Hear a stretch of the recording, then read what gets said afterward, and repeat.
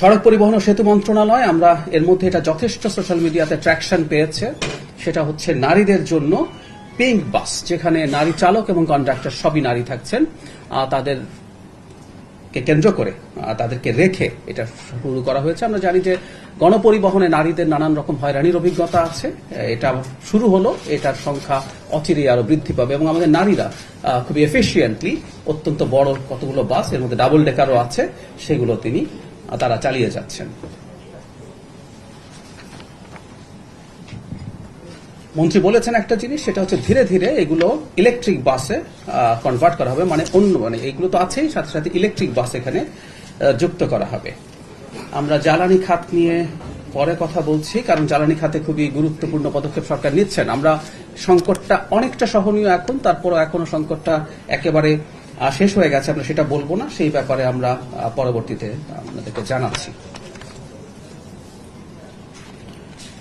পাটবস্ত্র মন্ত্রণালয়, আমরা নিশ্চয়ই খেয়াল করেছি যে এখানে সরকারের নিয়ন্ত্রণাধীন যে প্রতিষ্ঠানগুলো আছে সেগুলো প্রাইভেট পাবলিক পার্টনারশিপের অধীনে বেশ কয়টা এর মধ্যে ইজারা দেয়া হয়েছে। এর মধ্যে আমি কয়েকটার নাম বলছি, এর মধ্যে যেগুলো নির্বাচিত হয়েছে: জাতীয় jute mills, Raipur Sirajganj, star jute mills, Chowdhurymohan Dighalia Khulna, platinum jubilee jute mills, Khalishpur Khulna, এরকম করে আরো কতগুলো ফ্যাক্টরি আছে। আমি আবারও বলি, আমরা আগেও বলেছি, সরকার যখন নিজে এই ফ্যাক্টরিগুলো চালাতে গেছে অনেক ক্ষেত্রেই বড় ক্ষতি হয়েছে, লোকসান হয়েছে এবং ভর্তুকি দিতে হয়েছে। আমরা সবসময় মনে রাখবো, আমাদের অনেকের হয়তো ইমোশন আছে ফ্যাক্টরিগুলোর সাথে, আমার নিজেরও আছে। আমি এই ধরনের একটা ফ্যাক্টরিতেই জন্মেছি, বড় হয়েছি, কর্ণফুলী পেপার মিলস। সো এগুলো লস যখন দেয়, এইটার ভর্তুকি জনগণের টাকাতেই হয়। সুতরাং এই ফ্যাক্টরিগুলো বন্ধ রাখাও যেমন ঠিক না, একই সাথে ক্রমাগত ভর্তুকি দিয়ে চালিয়ে যাওয়াও ঠিক না। সুতরাং এখন যে পথটা বেছে নেওয়া হয়েছে, আমরা এটাকে সঠিক পথ বলে মনে করছি।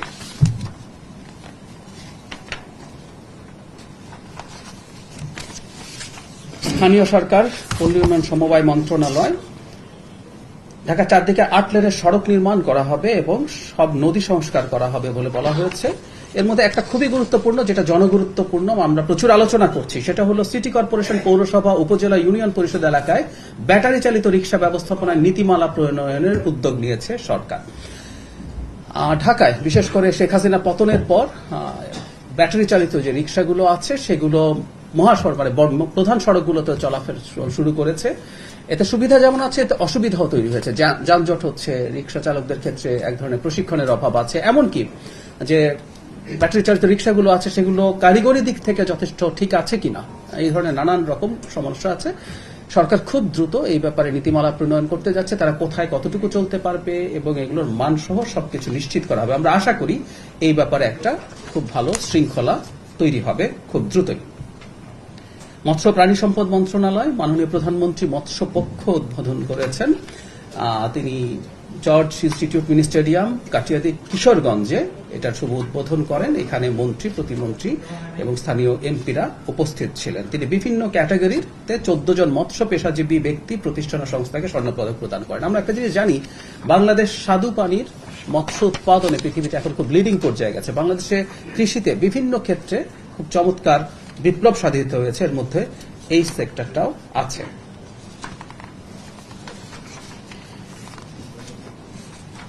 সমাজ কল্যাণ মন্ত্রণালয়, আমাদের এই সরকারের, আমরা এইভাবে বলি যে সবচেয়ে ফ্ল্যাগশিপ প্রোগ্রামগুলোর একটা, বা হয়তো এটা সবার ওপরেই আছে, সেটা হচ্ছে ফ্যামিলি কার্ড। সেটার দ্বিতীয় পর্যায়ে মাননীয় প্রধানমন্ত্রী শুরু করেছেন কিশোরগঞ্জ সদর উপজেলার লতিফাবাদ ইউনিয়নে। সেখানে 457 জন ভাতাভোগীকে তিনি কার্ড প্রদান করেছেন।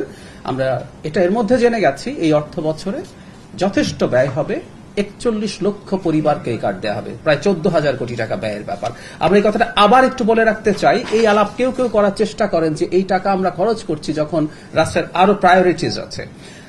ইয়াস, অনেক প্রায়োরিটিজ আছে, কিন্তু এটাও একটা বড় প্রায়োরিটি যে এই সমাজের সবচেয়ে পিছিয়ে পড়া মানুষকে আমরা এই অর্থ সাহায্য দেব। আরেকটা কথা খুব জরুরি, এটা বলতেই চাই আমরা, মাননীয় প্রধানমন্ত্রীও অনেকবার তার বক্তৃতায় বলেছেন, যখন 14,000 কোটি টাকার মতো টাকা মানুষের হাত ধরে বাজারে চলে যাবে, আমরা খেয়াল করব দরিদ্র জনগোষ্ঠী, ধরলাম আমাদের অনেককে যদি 2,500 টাকা দেয়া হয়, আমরা অনেকে এই টাকাটা খরচ করব না। আমাদের প্রায় সবাই রুমে উপস্থিত যারা আছেন তাদের জীবন এই 2,500 টাকার উপরে ডিপেন্ড করে না, কিন্তু যে মানুষগুলোকে 2,500 টাকা দেওয়া হয়েছে এই টাকাটা মুহূর্তে তারা বাজারে খরচ করবেন, এটা বুঝতে হবে। এটা একটা হিউজ ইকোনমিক ইম্প্যাক্ট আছে, হাই পাওয়ার্ড মানি বলে, 4-5 গুণ ইম্প্যাক্ট তৈরি করবে। সো এই 14,000 কোটি টাকার ইম্প্যাক্ট 60-70,000 কোটি টাকা হবে। এটা যখন বাজারে খরচ হয়, এই টাকাটা যখন সার্কুলেট করে, এটা ডিমান্ড তৈরি করে এবং এটার উপরে ভিত্তি করে নতুন ব্যবসা এবং শিল্প প্রতিষ্ঠিত হয়। সুতরাং আমরা আবারও বলছি, এটা শুধুমাত্র কাউকে ফ্রি কিছু টাকা দিয়ে দেয়া না, এটার হিউজ ইকোনমিক ইম্প্যাক্টও আছে যখনই নতুন কর্মসংস্থান তৈরি হয়ে যাবে এগুলোর সাথে জড়িত হয়ে। সুতরাং এটার খুব বড় প্রভাব থাকবে।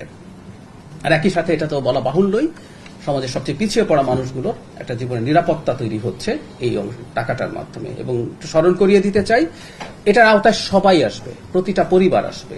এই অর্থ বছরের জন্য 41 লক্ষ, প্রতি অর্থ বছর এটা বাড়তে বাড়তে প্রতিটা পরিবারের কাছে এই টাকাটা পৌঁছে যাবে।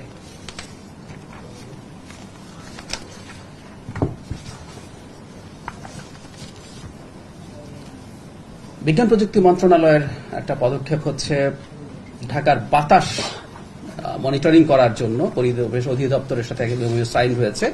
আমরা নিয়মিতভাবে আমাদের মিডিয়াতে এরকম খবর দেখি যে বায়ুমানের ক্ষেত্রে আমাদের ঢাকা শহর বা বাংলাদেশের বায়ুমানও খুব ভালো কিছু না। সো এটার মনিটরিংটা সরকার শুরু করতে যাচ্ছে। আমি খুব ফাস্ট চলে যাই, কারণ আমি বলেছি আমি সার এবং বিদ্যুৎ নিয়ে কিছু বিস্তারিত কথা বলবো। এখানে অনেকগুলো গুরুত্বপূর্ণ প্রকল্প পাস হয়েছে। এর মধ্যে আরেকটা ইম্পর্টেন্ট জিনিস আমি একটু বলতে চাই, সেটা হচ্ছে আমাদের সশস্ত্র বাহিনী রিলেটেড, সেটা হচ্ছে প্রতিরক্ষা মন্ত্রণালয়। আমাদের বিমান বাহিনীর আধুনিকায়নের কথা আছে। আমরা এর মাধ্যমে এই আধুনিকায়নের পার্ট হিসেবে বিভিন্ন মডেলের 4th প্রজন্মের MRCA, multi role combat aircraft, fighter aircraft, attack helicopter, VIP helicopter, UAV system সহ এগুলো চলমান রয়েছে। এই অর্থ বছরে বাজেট সাহায্য পাওয়া গেলে সেটা করা হবে, আদারওয়াইজ পরের বাজেটে এটা চলে যাবে। MRCA, J-10CE এবং অ্যাটাক হেলিকপ্টার একটি কমিটি কর্তৃক নেগোসিয়েশন মিটিং এর খসড়া চুক্তিপত্র হয়েছে। আমরা J-10 ফাইটার বাংলাদেশ কিনতে পারে, এই ধরনের আলোচনা আমরা মনে হয় খেয়াল করেছি। এখানে একটু যোগ করে রাখা ভালো, সাম্প্রতিক একটা রিয়েল এক্সপেরিয়েন্স আছে কমব্যাট সিচুয়েশনে।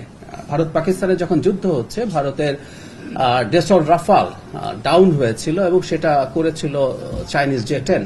এই তথ্য এখন প্রতিষ্ঠিত।